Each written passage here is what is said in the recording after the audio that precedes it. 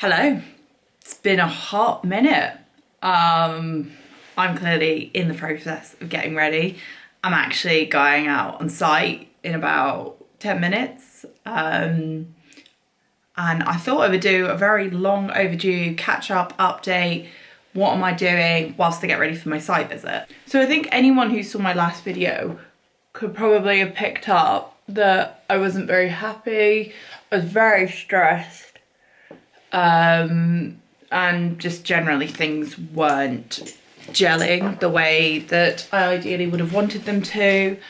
Since we moved up here last summer, and it may or may not surprise you to know that I quit my job that I was working. That was back in February. I left my last job and I didn't have anything formal to go to. I had been in talk with a couple of companies. I had contemplated taking a bit of a career break.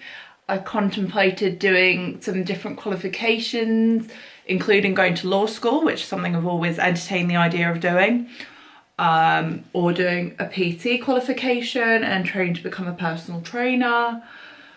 Basically, it got to the point where I needed to leave the environment I was in, and it didn't really matter what was on the other side of that. There's a number of reasons it wasn't working for me, very few of which I'm going to go into on the internet. But needless to say, it wasn't the right fit for me. It was doing untold damage to my mental health. It was very bad for our whole household environment, particularly because my boyfriend was working on a ward that he was really struggling with. He worked on gastroenterology over the winter period, which involved working on EAU, and he found that really, really difficult to deal with winter illnesses. His first winter working as a doctor in the NHS, the whole household was really... It wasn't a particularly pleasant place to be here, and I sort of thought, you know what, I have the ability to leave. He could. There's nothing keeping him there. Like, you know, he's not chained to the hospital, but equally, where he's at in his career and his position at the moment, it's incredibly difficult for him to be able to walk away if he ever wants to work as a doctor in the UK. Whereas I have the benefit of a lot more flexibility in what I'm doing. I am further down in my career. I have a bit of savings, so I could afford to not work for a little bit. So I decided that for the sake of myself, for the sake of he and I was going to leave my job. And it was a brilliant decision. I was so happy. You know, it was a bit of a bittersweet day the day I left, but yeah, that was a great decision. But like I say, I had nothing formal lined up, and I am talking to you whilst I'm getting ready to go to site to meet a client. So what has happened since February? Well, I accepted a new position with a company that are existing in the northeast of the UK. Their head office is Alnwick, but their major office is in Newcastle, and they were opening their new southern office in Leeds, and they wanted me to head that up. So I took a little bit of time out, took about 6 weeks off, got myself back together, into a good headspace, back into a good sleeping routine, and I accepted the job offer. And here I am now. I think the thing to note is that if you're not doing well in your head anyway, quitting your job isn't necessarily going to fix everything. It is not the magic wand you wave to fix all of life's problems, but my God, does it help getting yourself out of an environment that is not contributing to things being good. So for me, being able to walk away from that was the best thing I could have done at the time, and it felt disappointing. It felt like a bit of a failure, especially because this is job number 3 in the space of, I was working a different job this time last year. So yeah, it's my third job in the space of a 12-month, 18-month period. But I feel like I've kind of found what I was meant to find now. This is a great fit for me. The company are lovely. I love having more autonomy and a bit more independence in my work. I love being able to contribute to the building of the business, which is a side I never thought I would get to do. I always just thought I was going to be a cog in the wheel of another corporation. So being able to sort of actively make decisions about the business and the running of the business and the company is really, really exciting. Whilst also doing an entirely different kind of work that I've ever done before. So it's a lot more rural and agricultural based, whilst thinking more about long-term strategic planning, which is really exciting. It's an area I've not really explored that much before. And I'm really enjoying it. I'm enjoying meeting the different kinds of clients that I have in this role.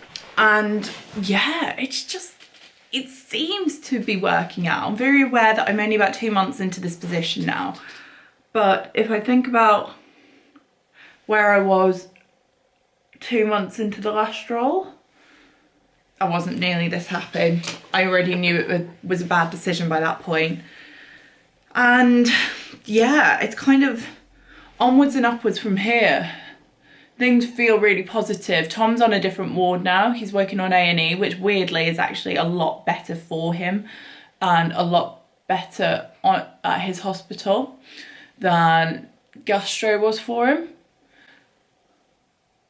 Does everyone else make that weird little face when they do their mascara? So I've started making a few little day in my lives over on TikTok about work, which I'm really enjoying. So go over and find me there if you want to see sort of slightly more in real time updates of what I'm up to. And I have a lot of people on there who are kind of interested in planning as a profession. So I want to make a little sort of playlist of planning topics, which is something I'd really enjoy getting into in more depth on here, I think. So if that is something you would like to see, then please drop me a message or give me a follow on here or on TikTok. I want to go in depth on the things that people don't know about. So planning appeals, development appraisals, permitted development rights. What is strategic planning? What is the government's role in development and house building and all of these things? This is an area that I'm really interested in, and I think a lot of other people are as well. So I am really excited to sort of share this part of my journey with. And finally, to anyone that has been here for a long time, thank you for sticking with me whilst I've been finding my feet in these last couple of roles. It's been difficult, but I feel like I might actually finally be back out on the other side and in a good place. And I feel like there's a really exciting opportunity here that as I grow in this company and I grow the business of this company, I can grow this community of online learning about the profession, because I'm biased, but I think it's interesting. I think it's growing. I think more people should know about it. And I also think I'm going to be late for my site visit, so I really should stop rambling, go and pack my bag, get out, go and meet my client, talk about the management of his assets and his portfolio of properties and estates, because I find that so interesting as a sort of personal wealth management almost aspect to the job, as opposed to in my last role and all my previous roles really, where I've sort of worked for larger companies and corporations and making money and profit for developers. I'm now sort of working on a far more personal asset management style role, and it's so interesting to meet these people. It's just, a lot of them are very different from the people I meet in my general day-to-day life, so I'm really enjoying it and I'm hoping to take you all along for the ride. So thank you for sticking with me. I promise there really will be more content on in-depth topics from here on out, and I will see you next time.